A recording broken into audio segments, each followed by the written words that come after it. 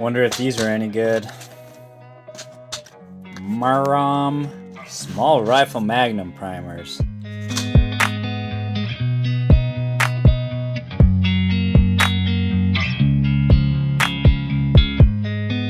Howdy folks, for today's video I just wanted to talk about reloading components and how sometimes, well, right now we're kind of in a shortage period of primers, powders, etc. Well, mostly just powders and primers. And I've been at the local gun shop. I go to Gunnies to hang out a lot and just look at all the cool stuff they have and talk guns, and sometimes I get convinced to buy different things. But one of the conversations I overhear a lot of times is that, you know, there's a guy who is reloading a cartridge, and he's looking for specific components, and he thinks, you know, oh man, I've been looking for a year or whatever to find Federal small pistol Magnum primers, for example, or like CCI, you know, Magnum small pistol primers, and that's what I use. I know that works, and so I can't use anything else, or so they think. And you know, I do understand that when you do work up a load, the individual components matter, but there is some flexibility with components, and you can, if there's a shortage, then the phrase, you know, beggars can't be choosers kind of applies. And even though you might have a specific load that you like with the specific components and, you know, whatnot, then sometimes it's worth it to branch out and try out a new powder, try out a new primer, etc. And while I was at my favorite local gun shop, Gunnies, the other day, I noticed that they had some small rifle primers. And these were not the typical branded primers that you see on the shelf. These ones are Russian primers, and they're branded Murom or Murom, or I don't know how you say it because I'm not Russian. I should have my friend Oleg come over and pronounce it, but he'll probably just laugh. Anyways, they had these primers, and these are small rifle Magnum, and, you know, standard non-corrosive. And it's probably similar to like a Wolf primer or whatever, but they had these, and they were like between 70 and 80 bucks. And you know, I saw a bunch of these on the shelves, and there were lots of people who were looking for small rifle Magnum, and they were just bypassing these. And I guess part of it is because it's an unknown thing. Like I had never seen these before. I don't know if they work or don't. So to benefit all of you, I made the sacrifice, and I bought a couple thousand of these, and I wanted to just load up a bunch of ammo with them and do some testing to see if you know, if they go bang. And I have, in the past, I have had some problems with the S&B small pistol primers, and so, you know, those, of course, those were a lot cheaper, so having those as an option, you just have to deal with the occasional misfire. And you'd have to decide if that is worth it. Like the cost savings on primers was worth the occasional no-go boom, right? But with these, I wanted to test these out and see if they work or not. So I loaded up, actually I loaded up 1,000 of them, and I loaded them up. They're kind of a, I don't know, you probably can't see it, but a yellowish goldish color. And I loaded up like a bunch, 500 or so, in 223 in these nickel coated brass cases. And I did it with these Hornady, I got them in bulk, these Hornady bulk bullets that shoot pretty good. I have some 55 grains and then the 62 grains. Both of them shoot really well. As well as I used the taco mold made by NOE to cast some projectiles, and you can see I loaded up these also with these Murom primers, And so let's go out to the range and do some blasting and then see how they do. Testing the Russian primers, 300 blackout, subsonic loads. Yeah, the one so I've had a couple. I sold one, and the varnish was all flaking off. $60. I should have bought it. Yeah, now they're like $200. Yeah. When I was a kid, I've got a Chinese SKS. I have 2 of them. But when I was a kid, I know. I got Now it's a lot better than it used to be. Double tap.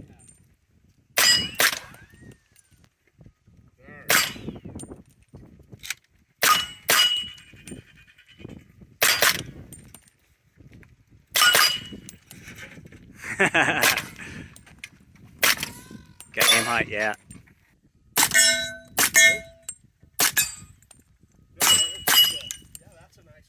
It's a military one. Yeah, I don't think it was fit. If it was used, it wasn't used very much. Oh, look how good it goes.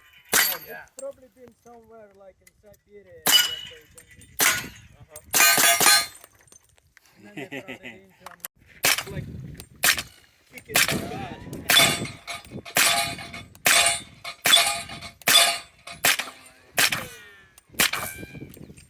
I didn't do very well. All right, now we have the Palmetto Jackal, Is there one more? and it's just got a red dot on here, the Hollow Sun, That one's and this Hollow Sun 512.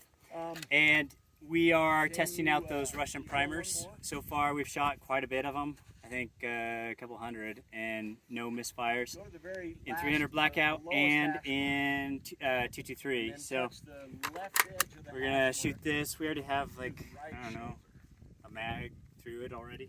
But this is cool. It has a forward charging handle, piston upper. Like you said.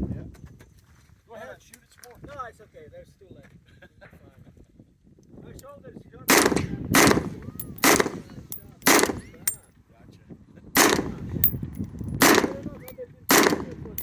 Then I'm gonna take some shots sitting down so I can hit stuff good. Maybe they've been using a lot of that for boats or something. I don't know. Yeah, probably.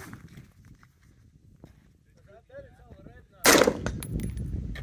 How like in Chechnya, when they would catch like civilians and look at their shoulders. Is that right? Yeah. No way. Yeah, I'm like, even with like AK, it still messes up like after a while. If you haven't, Like hitting it every time.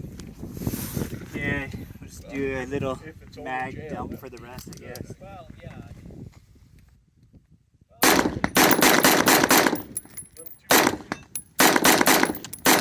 So I have a 223.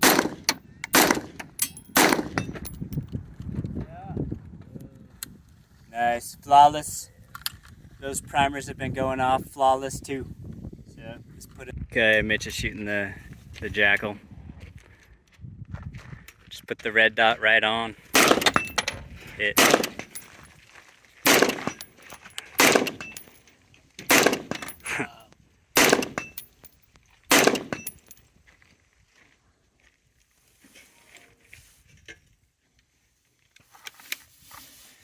You aiming at the 300? Go like kind of top right. Hit. Good shot. It's just a little 3x9 scope. Hit. Miss. Light recoil. Miss. Doesn't destroy the game. You know, rabbits when you hit them. Well, I guess it can. Rabbits would be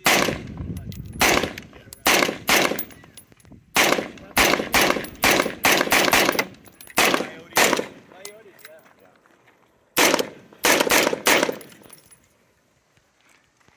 What do you think of that one? They don't have coyotes I like it a lot. I know. I've never shot the Jackal before, but Well, I'm I sure you have think the it shoots equivalent pretty in smooth. some It's kind of dialed in, scale. obviously. We just dialed in. Yeah, we just sighted it in, so it's hitting everything. In Siberia, anyway. Yeah! Yep, got it, man. Got it. It flies like at least 8 in the bottom. Yeah. And put that 8 on the bottom on his right shoulder. on his left, but you're right. You guys are gonna confuse everybody. No, you're just confused him. On the right shoulder. Okay, that's better. As you look at it, the right shoulder, yeah. Got it. You got it. Man, that's a nice object. It is nice. Awesome. Got the Is that the one what you've been shooting 1,000 Vortex yards a long time ago? Or it's a different Viper PST Gen 2, 5 to 25. Yeah, it's the Odin Baja 556 suppressor. Not bad sounding, huh? Like on this gun at least. You hear the resonance of the spring more than, than the suppressor. Yeah, it feels like it kicks the sound. Yep. Like straightforward, and It really does. it's quite pleasant to shoot. That is a nice little setup. I can't, well, Those suppressors are only, was it like $300 or you're kidding me. maybe it's a little more, but they're cheap. I need to get my suppressors. You need to help me. I'm not going to mess your,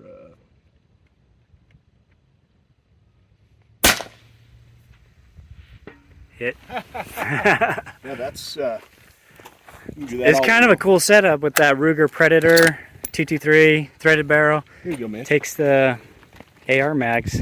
Do some more.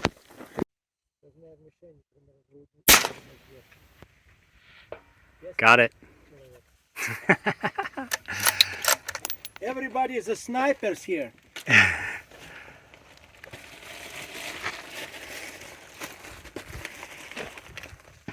Where am I hitting it? Yeah, you can. You have the best optic, I think, to see. But a 223 is just going to make a little tiny spot.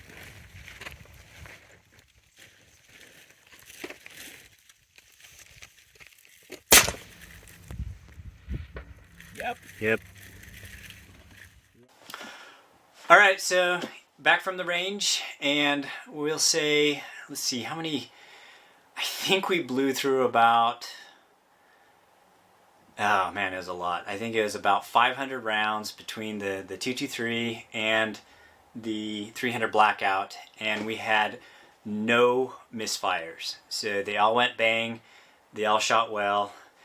The ones that we took out to 500 yards in the 223 bolt action, they were accurate enough, consistent enough that we were just hitting that plate over and over and over. So anyways, I think those are good to go. They might have a little bit different burn than the other Magnum small rifle primers, but I would say go ahead if you see them in stock and at a decent price, then go ahead and give them a go. I know they have them locally here at Gunny's.